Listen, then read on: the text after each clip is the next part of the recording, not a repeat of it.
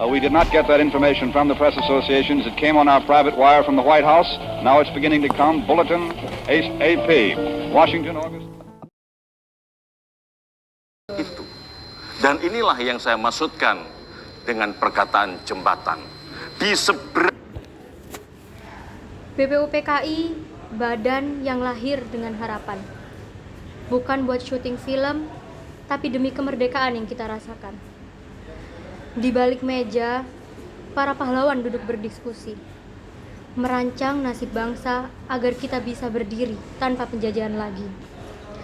Tak ada adegan kejar-kejaran atau ledakan, tapi di sana perjuangan nyata dimulai dengan hati yang penuh harapan. Tahun 1945, proklamasi sudah dekat, tapi sebelum itu BPUPKI menyiapkan langkah, menyiapkan harapan yang tak ternilai harganya. Pancasila, katanya dasar negara, tapi kok kadang cuma jadi hiasan di dinding aula, dibidatain tiap upacara, tapi nilainya kadang suka lupa tuh. Katanya adil dan beradab, tapi kenapa kok masih banyak yang terinjak? Katanya satu, tapi beda pandang malah bikin ribut. Padahal kan mestinya kita harus saling rangkul, bukan malah saling rebut. Gotong royong sekarang hanya cuma jadi tinggal jargon. Yang penting gue aman, sisanya bodo amat. Gitu kan? Apalagi toleransi. Nah, itu tergantung tuh dari kelompok mana lu.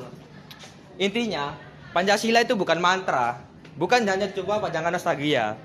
Dia hidup kalau kita jalanin, bukan cuma dibaca dan terus dilupain. Halo semuanya, perkenalkan nama saya Fadia Meta Salsabila, NRP 2036241028. Dan rekan saya Muhammad Kolik dengan NRP 20362410223. Jadi pada kesempatan kali ini kita akan mewawancarai masyarakat yang ada di sekitar kampus ITS Manyar. Terima kasih. Ya, karena kan toleransinya nggak ada, karena umat kita kan beragam. Tidak hanya Islam aja, kalau di situ pada background Jakarta kan terfokus sama posisinya Islam. Kasihan yang minoritas ini. Jadi dengan sila kesatu itu ketuhanan yang Maha Esa itu kan jadi bisa menyambung. Sila ketiga itu kan berbunyi persatuan Indonesia. Ya. Menurut Bapak, kalau persatuan Indonesia itu jadi pelanggan di era saat ini, apakah sudah ketangkap ya? Kalau mas persatuan kan, kalau untuk saat ini ya untuk persatuannya sendiri ya bisa disatukan, aturan dengan titik politik itu yang membuat kita terpecah belah. Sejarah membuktikan bangsa kita ini bukan kalah dengan bangsa asing. Bangsa kita ini musuhnya ya bangsa kita sendiri. Jadi yang perlu dikuatkan memang itu benar, persatuan Indonesia, persatuan untuk kalangan kita sendiri. Karena kita seringkali kalahnya itu bukan dengan bangsa lain, kalahnya kita itu dengan bangsa kita sendiri. Itu sejarah juga membuktikan. 350 tahun kita kalah bukan dengan Belanda, kita kalah dengan orang-orang yang menjilat sama Belanda. Itu bangsa kita sendiri. Ya sudah, sama aja. Baru pulang ya? Baru pulang, Pak. Perkenalan dengan siapa? Nama saya Pak Sanjara Samudra dari SMA IPIM. Saya Rifan Ahmad dari SMA IPIM. Saya Tanamja Asgariwani dari SMA IPIM.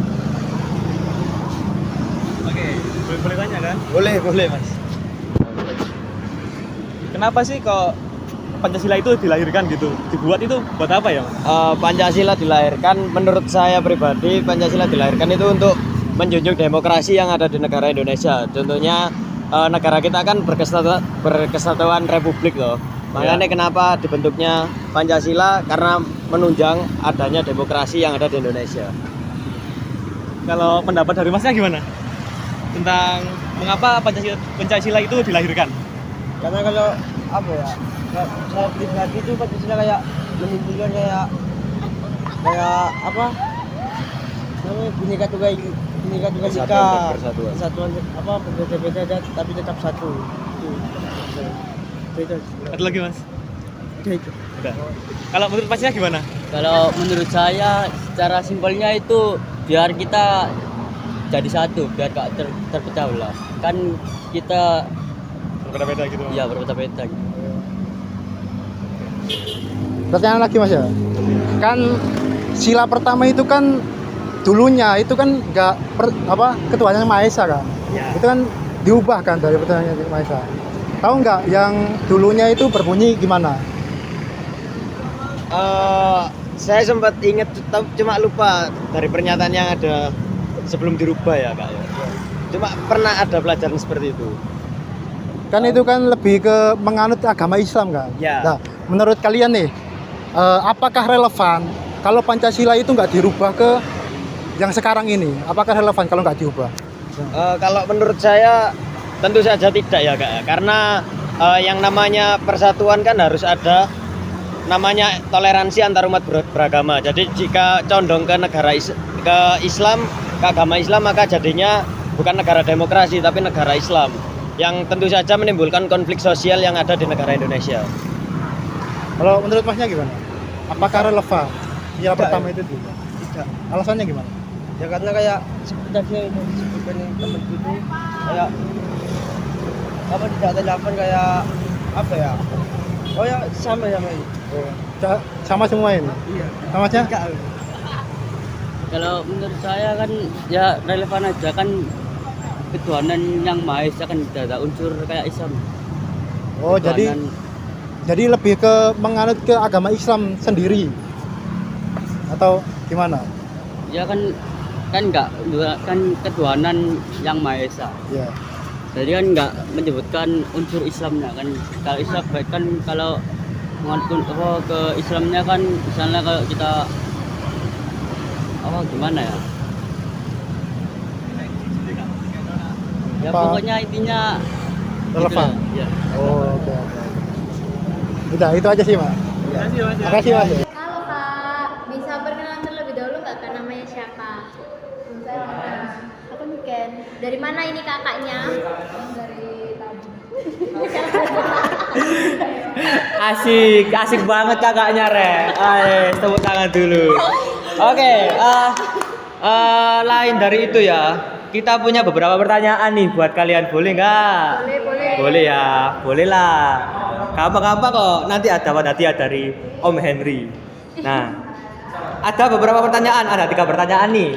Kalian mau pilih yang mana? 1 atau 2 atau 3? Nomor 2. Dua. Oke, Aku bacain. Ya, Kak. Pertanyaan nomor 2. Latar belakang lahirnya Pancasila itu kenapa? Menurut kakaknya? Menurut saya karena ada beberapa perbedaan mulai dari suku, agama, ras, golongan tuh. Jadi dibuat Pancasila tuh supaya gak membeda-bedakan gitu. Menurut saya seperti itu. Oke, kakaknya nomor 1. Oke, jawaban bagus. Kapan sih Kak Pancasila itu disahkan sebagai dasar negara Indonesia? 18 Agustus 1945. Betul. Keren banget ya. Ini pertanyaan terakhir buat dua-duanya ya berarti. Terakhir. Yang mana nih Kak pertanyaannya? Apa aja sih yang bisa diteladani dari para pejuang bangsa dalam merumuskan Pancasila? Nah. Sifat apa Kak yang bisa diteladani? Mulai dari mana? Badi. Semangat sekali mereka yang ingin menjawab. Ya. Ayo dah, terserah ada yang mana.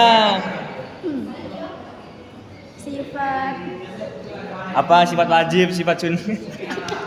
Iya, ayo. Jangan gitu dong. Ayo. sifat tidak saling membeda-bedakan. Jangan boleh ikut-ikut Kak. Cari yang lain. Sifat cinta tanah air. Oke, keren kali. Dadah dulu. Dadah. Makasih.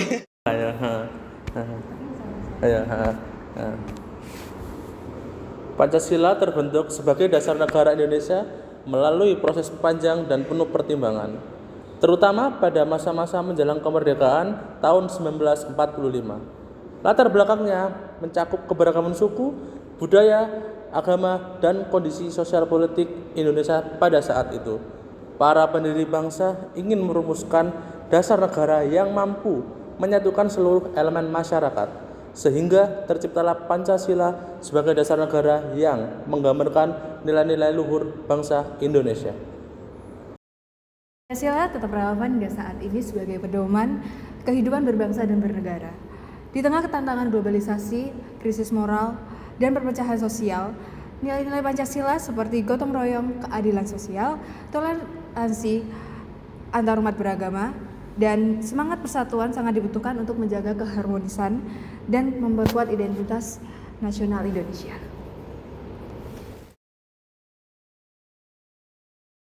Bentar, masih ada lagi. Nah, di tengah arus globalisasi dan perkembangan zaman yang begitu cepat, Pancasila tetap menjadi kompas moral dan ideologis bangsa. Nilai-nilainya tidak hanya relevan, tetapi juga menjadi fondasi kuat dalam menjaga persatuan, keadilan, dan kemanusiaan. Mari kita jaga, hayati, dan amalkan Pancasila dalam kehidupan sehari-hari demi Indonesia yang lebih baik.